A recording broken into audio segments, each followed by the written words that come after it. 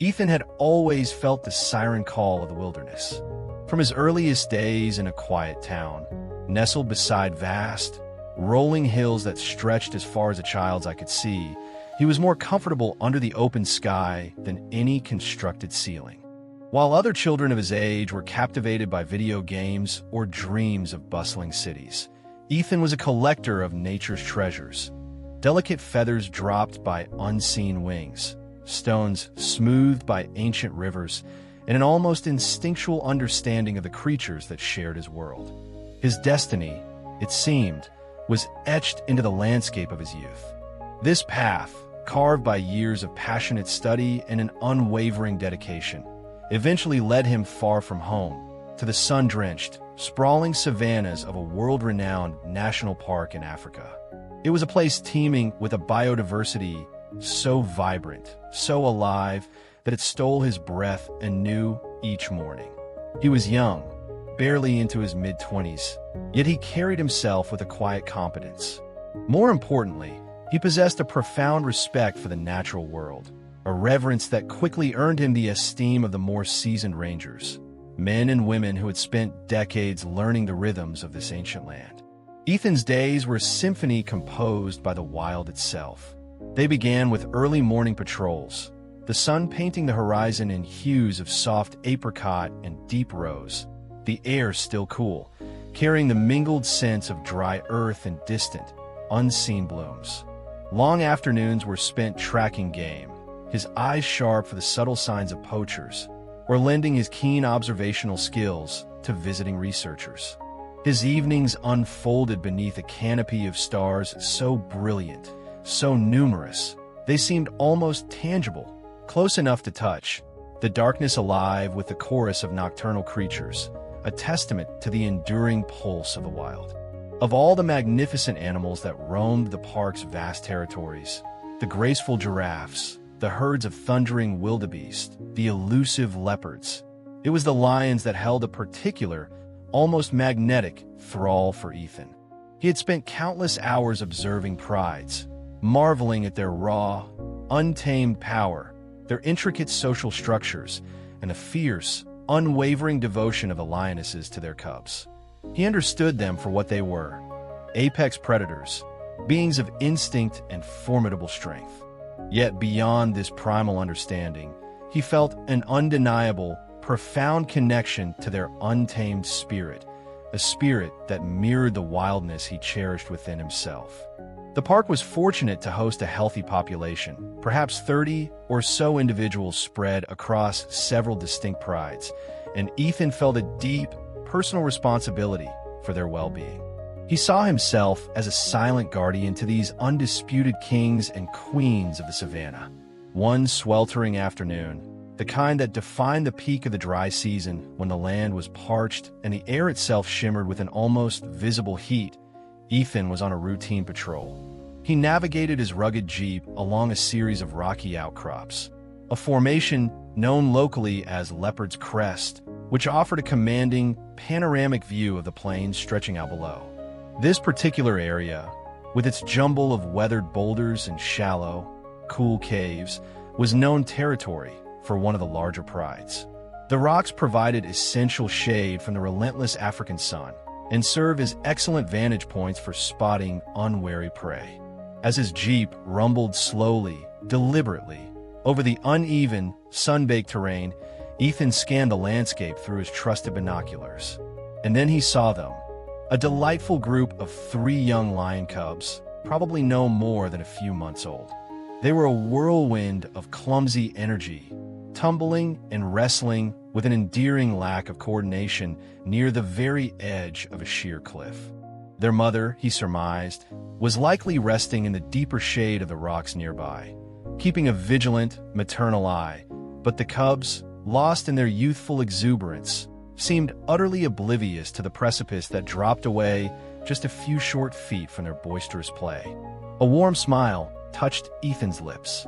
It was precisely these moments, these unfiltered glimpses into the raw, untainted joy of the wild, that reaffirmed his deep love for this challenging, yet incredibly rewarding life.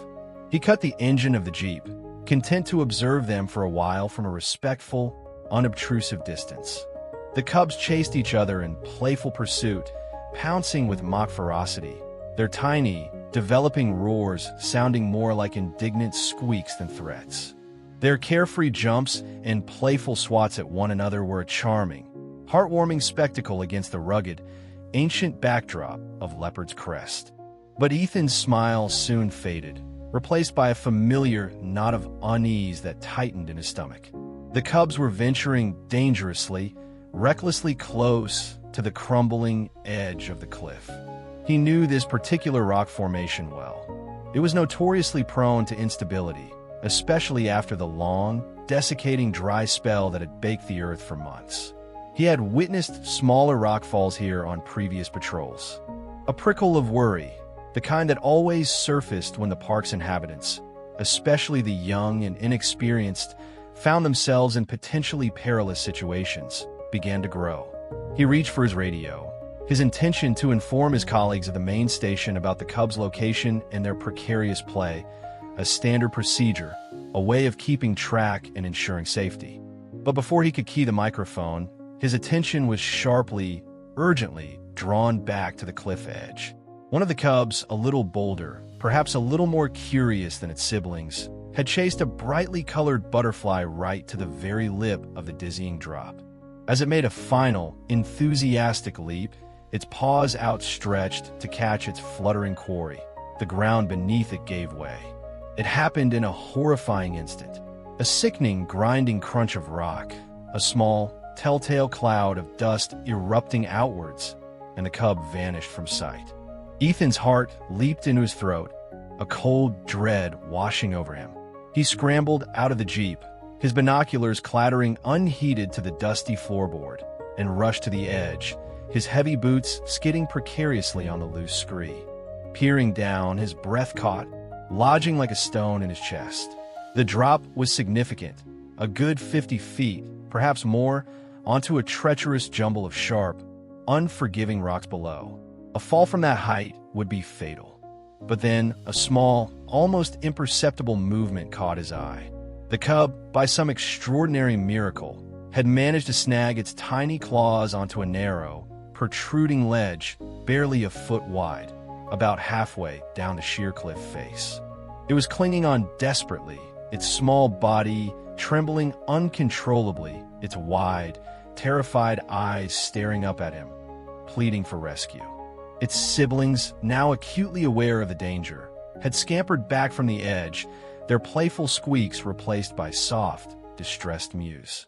Ethan knew, with absolute certainty, that he had to act fast. The ledge looked fragile, unstable, and the cub's fledgling strength wouldn't last long against the pull of gravity and its own mounting terror.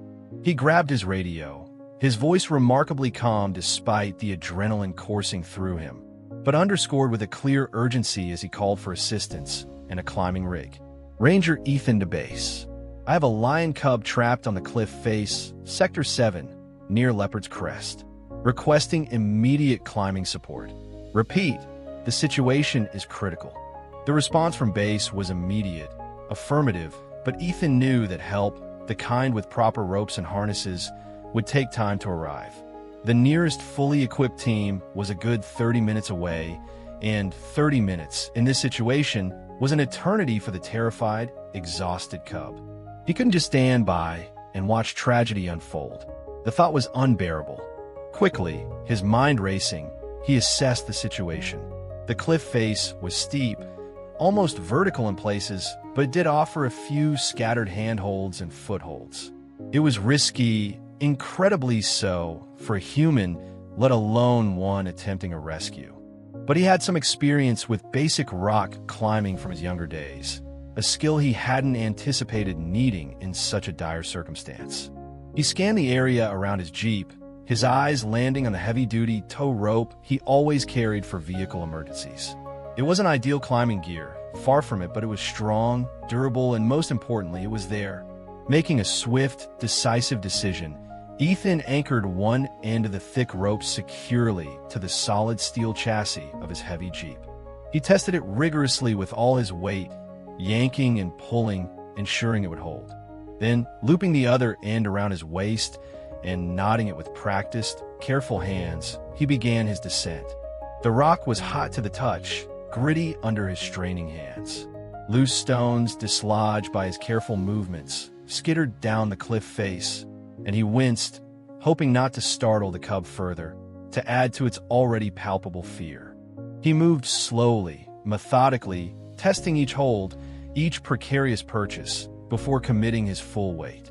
The African sun beat down mercilessly on his back, and sweat stung his eyes, blurring his vision momentarily. But his focus was entirely, intensely, on the small, tawny creature clinging so precariously to life below him. As he neared the narrow ledge, the cub let out a frightened, defensive hiss. Its tiny claws were dug deep into the fragile rock, and Ethan could see the raw, unadulterated fear in its wide amber eyes. He spoke to it in a low, soothing tone, the same gentle murmur he used when approaching any wary or injured animal. "Easy there, little one," he whispered, his voice barely audible above the whisper of the wind. "I'm here to help. Just hold on a little longer. You're strong." He knew, of course, that the cub wouldn't understand his words, not in any human sense. But he hoped the calm, steady cadence of his voice, the gentle reassurance in its tone, would offer some small measure of comfort, some counter to its overwhelming terror. He reached the ledge, carefully positioning himself beside the trembling cub. It was even smaller up close than he'd imagined, its fur soft and distinctly spotted, its breath coming in short, panicked gasps. Gently, slowly, with infinite patience, Ethan worked to create a makeshift harness from a section of the tow rope, his movements deliberate, unhurried, and as unthreatening as he could possibly make them. The cub flinched at his initial touch, but, surprisingly, didn't resist further. Perhaps it sensed the intent behind his actions, the genuine desire to help, or perhaps it was simply too exhausted and terrified to struggle anymore. He managed to slip the loops of rope around its small, fragile torso, securing it as best as he could in the precarious situation. Then came the most delicate part of the operation, coaxing the cub to release its desperate, life-saving grip on the rock.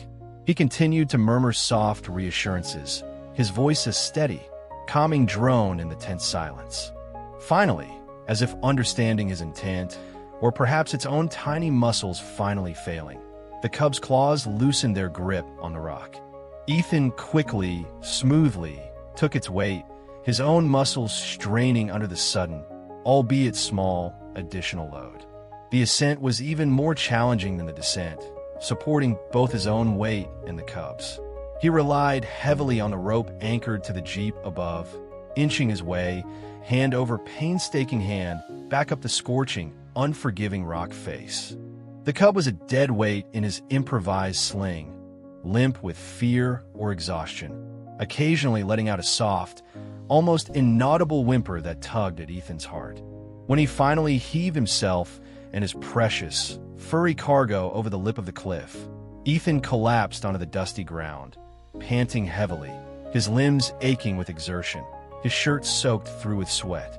The cub, once free from the rope, scrambled a short distance away and then, surprisingly, turned, looking back at him. For a long, suspended moment, their eyes met. In the cub's wide, still frightened gaze, Ethan thought he saw something more than just animal instinct, a flicker of dawning awareness, perhaps even a nascent, unformed kind of gratitude. It was a fleeting, almost imperceptible moment, but it imprinted itself indelibly on Ethan's heart. Just then, the distant but growing sound of an approaching vehicle signaled the arrival of his colleagues. They rushed over, concern etched deeply on their faces, but their worry quickly turned to relief and then open admiration as they took in the scene. Ethan, breathless but safe, and the unharmed cub a few feet away. The mother lioness, drawn by the commotion and the distress calls of her young, appeared almost wraith-like from the shadows of the deeper rocks, her low, rumbling growl a potent mixture of threat and maternal anxiety.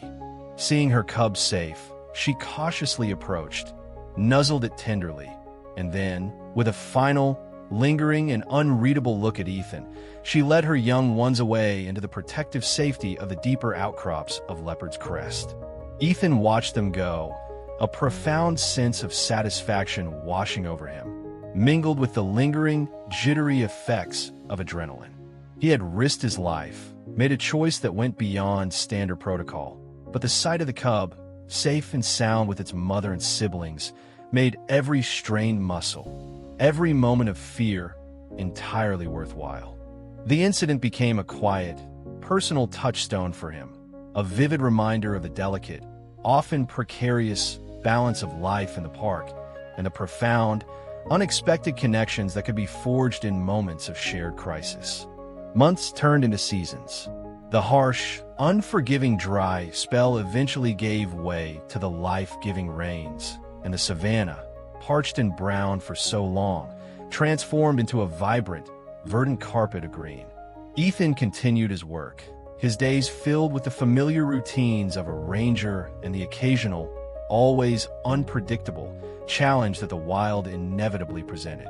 He often thought of the cub he had rescued, wondering which of the now larger, more confident young lions in the Leopard's Crest pride it might be.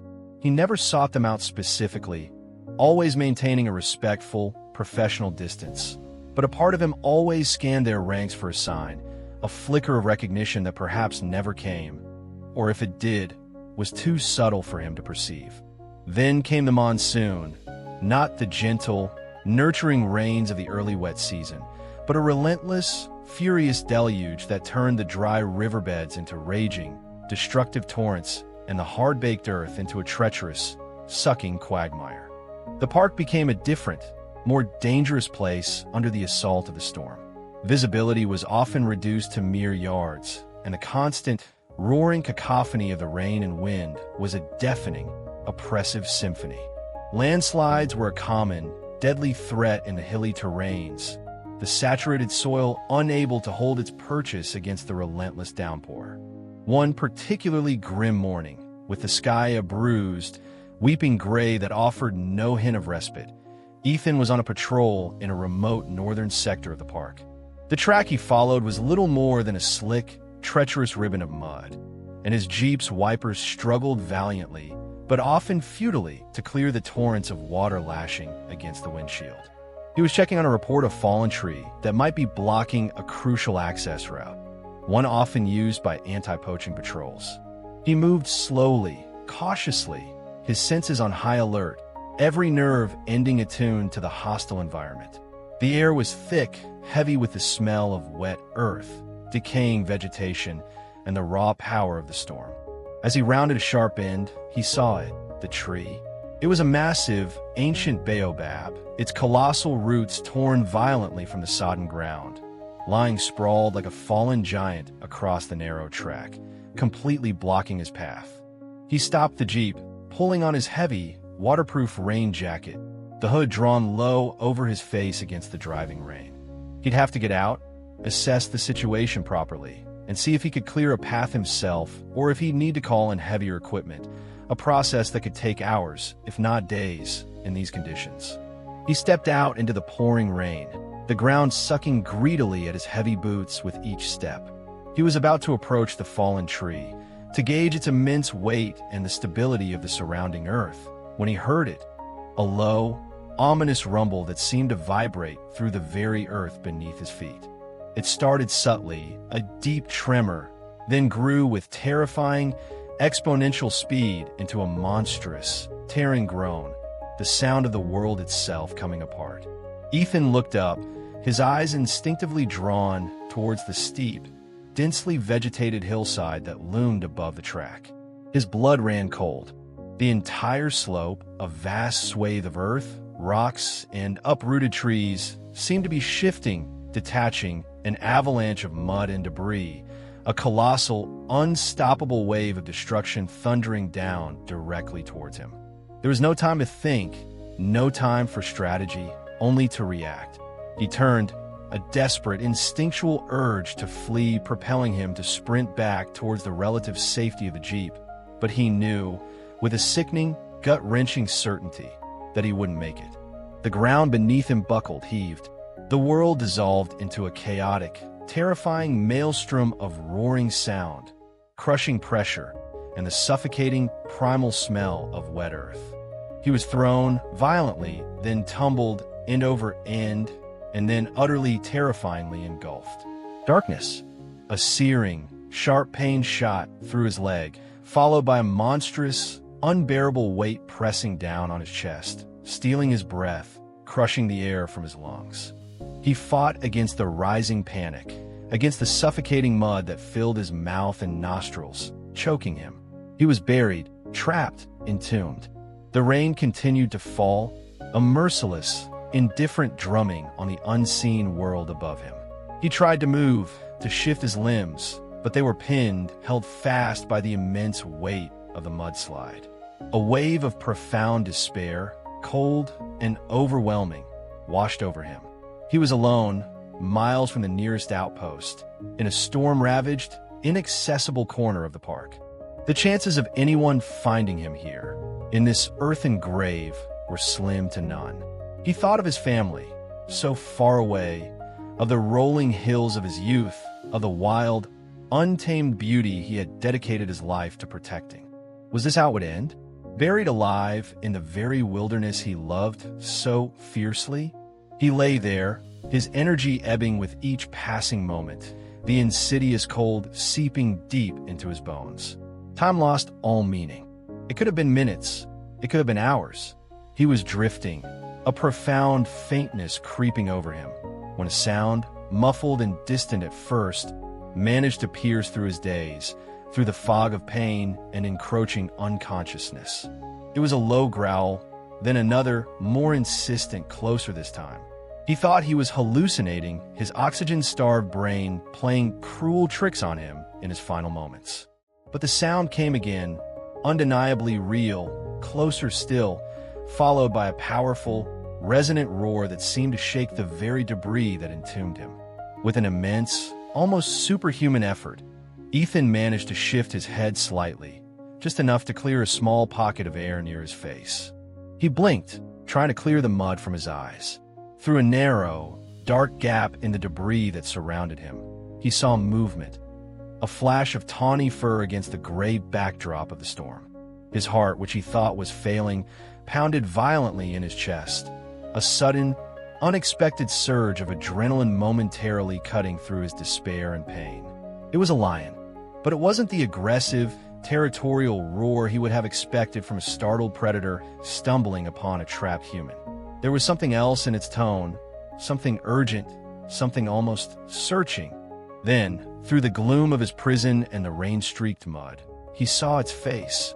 A magnificent adult male, its golden fur drenched and matted by the relentless storm, its intense amber eyes fixed, seemingly, on the very spot where Ethan lay buried and helpless.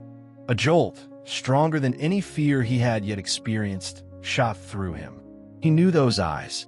Despite the passage of time, despite the growth from a small, clumsy cub to a powerful, majestic adult, he knew them. It was the lion, the cub he had saved from the cliff at Leopard's Crest.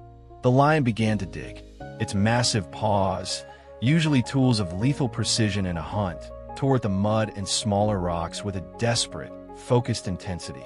It let out another series of roars, deep, booming calls that echoed through the desolate, storm-swept landscape, calls that seemed to carry a desperate plea.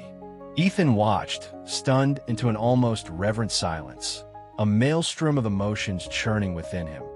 Disbelief, overwhelming awe, and a fragile, burgeoning hope that he dared not fully embrace. The lion wasn't attacking. It seemed to be helping, or at least trying to draw attention to his desperate plight.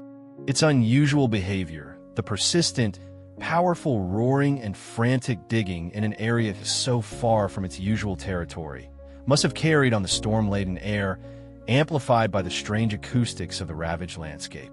Moments later, though it felt like an eternity to the trapped and fading Ethan, he heard new sounds, human voices, faint at first, then growing louder, clearer, cutting through the oppressive noise of the rain and wind. Relief, so potent it was almost painful, flooded through him, bringing tears to his mud-caked eyes. He heard the urgent, familiar shouts of his fellow rangers.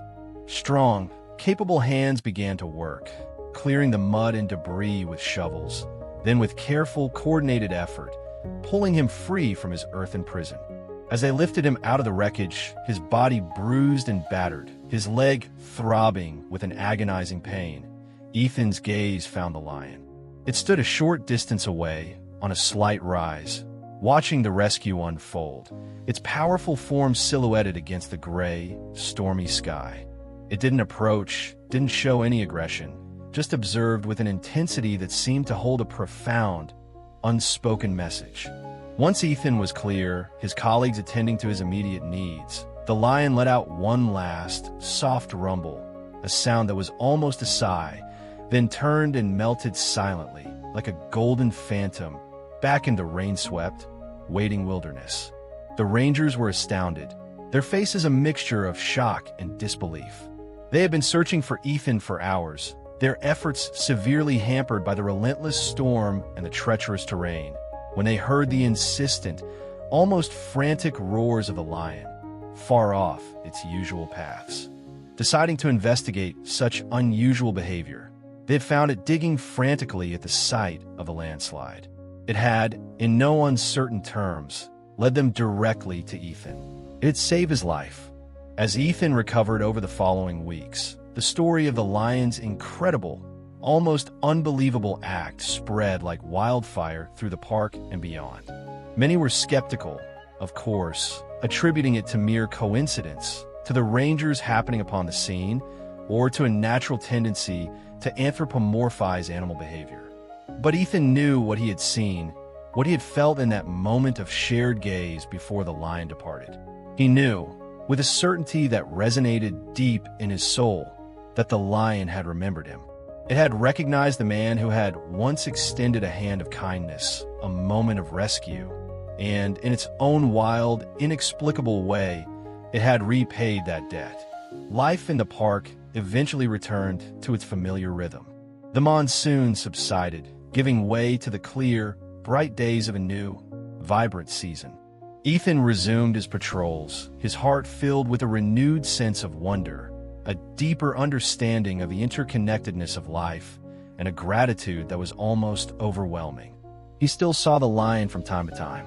It was unmistakable now, a magnificent creature in the absolute prime of its life, the undisputed king of its territory.